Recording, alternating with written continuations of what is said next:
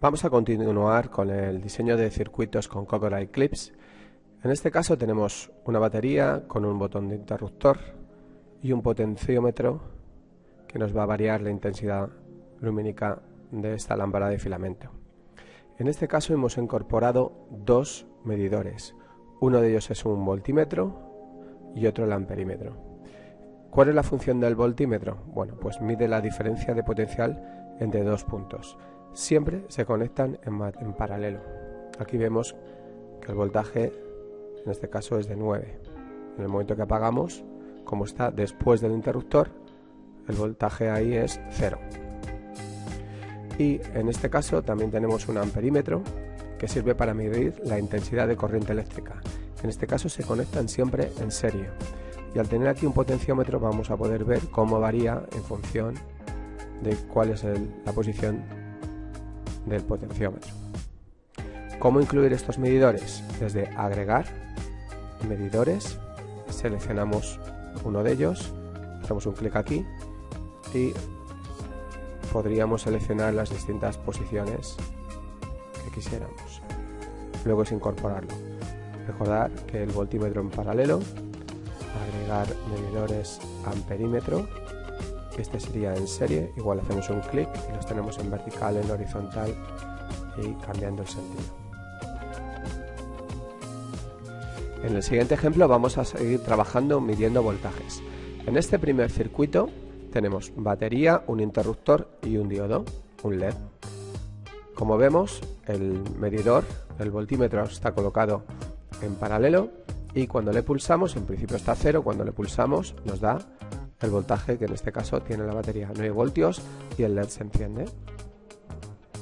Pulsamos, 9 voltios, se enciende y apagamos. En el segundo ejemplo hemos sustituido el interruptor por un pulsador. Tenemos en este caso una batería de 1,5 voltios y un voltímetro colocado. Vamos a pulsar, nos da el valor de 1,5, pero vemos que el LED no se enciende. ¿Por qué? Bueno, pues los LED tienen un valor mínimo de voltaje para que puedan funcionar. En este caso es 1,7.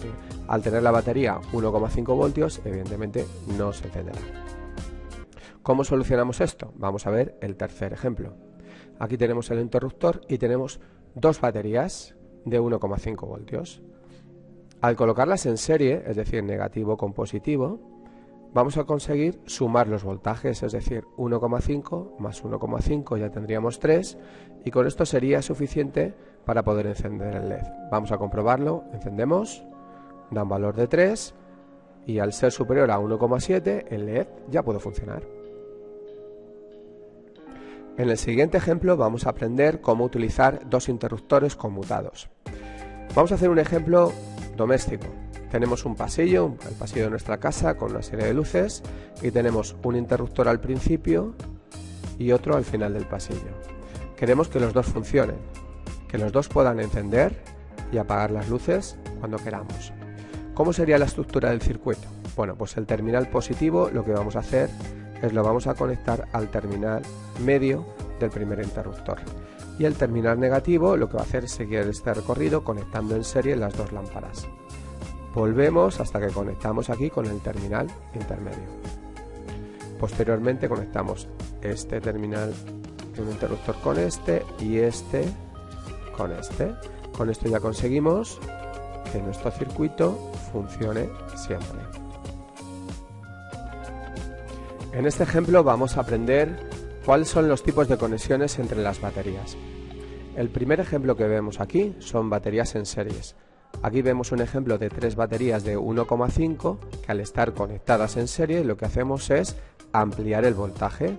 Sería 1,5 más 1,5 más 1,5, 4,5. Aquí tenemos el voltímetro que nos da este valor.